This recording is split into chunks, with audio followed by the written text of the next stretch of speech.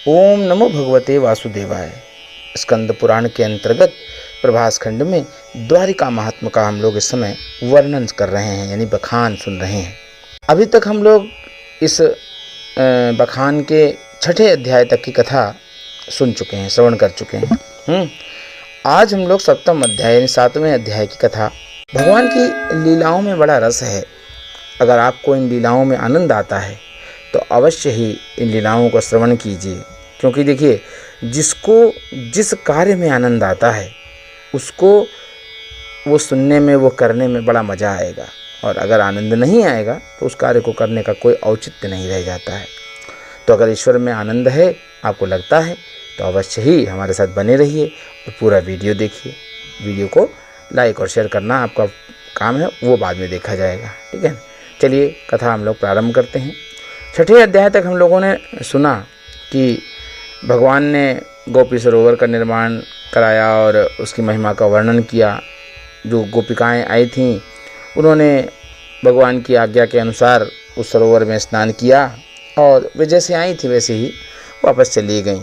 और स्वयं भगवान श्री कृष्ण उद्धव जी के साथ अपने निवास स्थान को प्रस्थान कर गए थे। आज जानेंगे 7वें अध्याय में ब्रह्मकुंड, चंद्र सरोवर, इंद्र सरोवर, महादेव सरोवर, गौरी सरोवर, वरुण सरोवर और पंचनद तीर्थ का महात्म्य।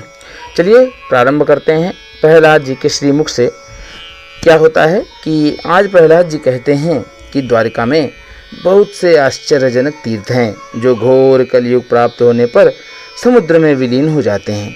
भगवान श्री कृष्ण पृथ्वी का भार उतारकर और साधु पुरुषों को सन्मार्ग में स्थापित करके जब बड़े बूढ़े वृष्णिवंशियों के साथ द्वारका चले आए, तब उनके दर्शन के लिए संपूर्ण देवताओं के साथ इंद्र, वरुण, यम, कुबेर, सूर्य तथा चंद्रमा वहां आए और श्री कृष्ण के साथ मिलकर अपना कार्य सिद्ध कर लेने के पश्चात ब्रह्मा जी ने अपने नाम से वहां एक तीर्थ का निर्माण किया जो ब्रह्मकुंड कहलाया। वह सब पापों का नाश करने वाला तीर्थ है। ब्रह्मकुंड के तट पर उन्होंने सूर्य नारायण की स्थापना की। लोक पितामह ब्रह्मा जी संपूर्ण देवताओं के मूल हैं, अतः उनके द्वारा स्थापित उस तीर्थ को मूल स्थान कहते हैं।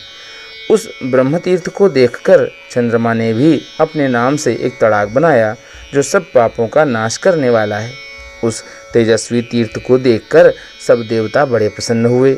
उन्होंने लोकसृष्टा ब्रह्मा जी से कहा, जो यहाँ स्नान करके पितरों का तर्पण करेगा तथा जो माघ शुक्ला सप्तमी को देवेश्वर मूल स्थान का पूजन करेगा, वह सब पापों से मुक्त हो धन धान्य से संपन्न होगा।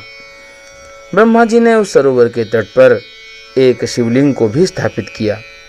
फिर महाभाग इंद्र ने भी परम सुंदर सरोवर बनाकर वहाँ इंद्रेश्वर लिंग की स्थापना करी। वहाँ स्नान करके मनुष्य इंद्र पद पाता है, अतः वह भूतल पर इंद्र पद के नाम से प्रसिद्ध है। उसका दर्शन करके मनुष्य सब पातकों से मुक्त हो जाता है। अष्टमी और चतुर्दशी को इंद्रपद तीर्थ में स्नान करके जो इंद्रेश्वर की पूजा करता है वह मोक्ष पाता है। जब सूर्य मकर राशि पर स्थित हों उस समय उत्तरायण की संक्रांति के अवसर पर तथा विशेषतः शिवरात्रि को पार्वती सहित इंद्रेश्वर की पूजा करके जो मनुष्य रात्रि में जागरण करता है वह उत्तम लोक को पाता है। ब्रह्मतीर्थ और इंद्र सरोवर का दर्शन करके भगवान विष्णु के साथ अपनी एकता दिखाते हुए महादेव जी ने भी वहाँ एक तड़ाक बनवाया। अथाह जल वाले उस सरोवर को देखकर पिनाक पानी शिव जी ने ब्रह्मा और विष्णु के साथ उसमें स्नान किया।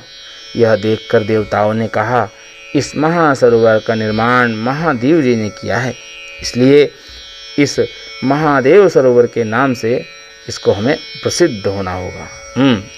इस सरोवर का नाम महादेव सरोवर के नाम से प्रसिद्ध होगा। जो इसमें भक्तिभाव से स्नान, तर्पण और श्राद्ध करेगा वह उत्तम गति को प्राप्त होगा। महादेव सरोवर के दर्शन से मनुष्य पाप मुक्त हो जाता है और भक्ति पूर्वक उसमें स्नान करने से उसकी कभी दुर्गति नहीं होती। स्त्री स्नान करे तो वह कभी सौभाग्य और संतान से वंचित नहीं होती। वहीं गौरी सरोवर भी है, उसमें स्नान करके मनुष्य सब कामनाएं प्राप्त कर लेता है। वरुण जी ने भी भगवान के प्रति भक्ति भाव रखकर दिव्य सरोवर का निर्माण किया, जो वरुण सरोवर के नाम से विख्यात है। जो उसका दर्शन करता है उसके सब पापों का नाश हो जाता है। भादों की पूर्णिमा को वहाँ तर्पण और श्राद्ध करने से मनुष्य उस उत्तम लोक में जाता है जहाँ जाकर फिर कभी शोक का अवसर नहीं आता।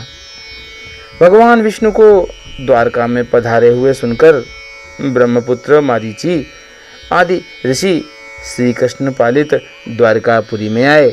उन्होंने द्वारकापुरी और समुद्र में मिली हुई गोमती का दर्शन करके वहाँ पंचनद तीर्थ को स्थापित किया।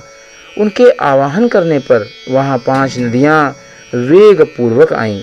मरीज के लिए गोमती नदी, अत्रि के लिए लक्ष्मणा नदी, अंगिरा के लिए चंद्रभागा, पुलह के लिए कुशावती तथा क्रतु को पवित्र करने के लिए जाम्बवती नदी आईं।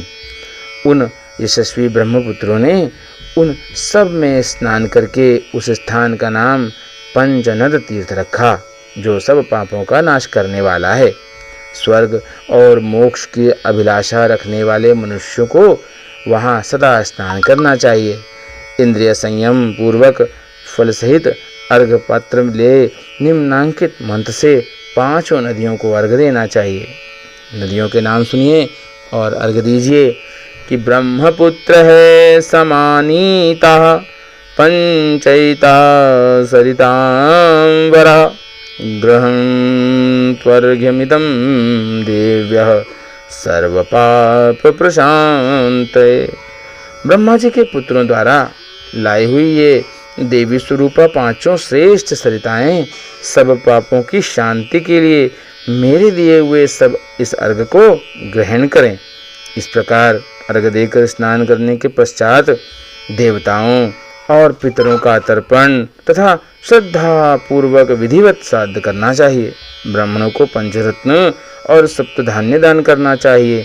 तदनंतर यानी उसके बाद दीनों, अंधों और कृपणों को अपनी शक्ति के अनुसार दान देना चाहिए। ऐसा करने वाला पुरुष सब कामनाओं को पाता है और विष्णु लोक में जाता है। कहा भी गया है कि दीनांध कृपाणां च दानं दद्यात् स्वशक्तितः सर्वान् कामनान् वाप्नोति विष्णुलोकं स गच्छति। तो लोक में पुत्र और पौत्रों से संयुक्त होकर वह उत्तम सुख को प्राप्त करता है। इस प्रकार से स्कंद पुराण के अंतर्गत आज हम लोगों ने प्रभास खंड के द्वारिका महात्म का यह 7वां अध्याय पूर्ण किया। हम लोग यहाँ विश्राम लेते हैं। 8वां अध्याय में पुनः प्राप्त होंगे, पुनः मिलेंगे। आज का उपाय और सुन लीजिए। आज 33 किशमिश ले लीजिएगा, किशमिश 33, और भगवान के चरणों में समर्पित करने के बाद जो है उन 33 किशमिश को जो है आप वितरित कर दीजिएगा किसी पात्र व्यक्ति को, और अपनी मनोकामना कहिएगा भगवान से कि हे प्रभु हमारी फला फला मनोकामना पूर्ण करने की कृपा करें। ईश्वर बड़ा दयालु है, अवश्य ही आपकी इच्छा का सम्मान करेगा और आपको इस प्रकृति से कुछ न कुछ ऐसा ला करके देगा कि जो आपने कामना की होगी वो कामना पूर्ण होगी। ईश्वर का सदैव ही संकीर्तन करते रहिए, ईश्वर के नाम को अपने मन में धारण करते रहिए, क्योंकि देखिए प्रारंभ हो या मध्य हो या अंत हो, सभी कुछ इस ईश्वरमय है। वह ईश्वर जो निराकार है, जो दिखता नहीं है मगर सब कुछ करता है। बिनु पग चलहि सुनहि बिनु काना, और कर बिन कर्म करहि विधि नाना। ठीक है ना। तो इस प्रकार से बिल्कुल 100% वो करने वाला है, क्योंकि जिसके सूरज की किरणें नित सोना सा बरसाती हैं कि नहीं बरसाती बताइए। तो जिसकी सूरज की किरणें नित सोना सा बरसाती हैं, फूल खिलाती, ओस कणों को मोती सा चमकाती हैं, जिसका चंदा धुली चांदनी देता चांदी सी उज्जवल, जिसके तारे नभ में करते रहते झलमल झलमल, जिसकी नदियाँ कल कल करती बहती हैं रुकती न कभी। कल कल कल कल बहती हैं जिसकी नदियाँ कल कल करती बहती हैं रुकती न कभी, और जिसकी पर्वत मालाएं सर उठा खड़ी झुकती न कभी। सर सर मरमर करता जिसका चलता रहता सदा पवन, सर सर मरमर करता जिसका चलता रहता सदा पवन, और जिसकी शोभा से शोभित है जगती का कण कण तृण तृण, उसके हम सब प्यारे बच्चे, उसको हम सब भाते हैं। और इसीलिए हम सब मिल कर के आइए उसको शीश झुकाते हैं। बिल्कुल शीश झुकाइए ईश्वर के उस अप्रतिम वैभव को, क्योंकि देखिए खजाने भरे पड़े हैं और अब पाने वाला पात्र होगा तो अवश्य ही उसको वह खजाना प्राप्त होगा। तो पात्र बनिए और प्राप्त कीजिए खजाना। ईश्वर का चिंतन लगातार बना रहे, इसी भावना के साथ हमारे साथ बने रहिए अगले वीडियो के लिए। ठीक है, चलिए प्रेम से बोलना पड़ेगा। ओम नमो भगवते वासुदेवाय।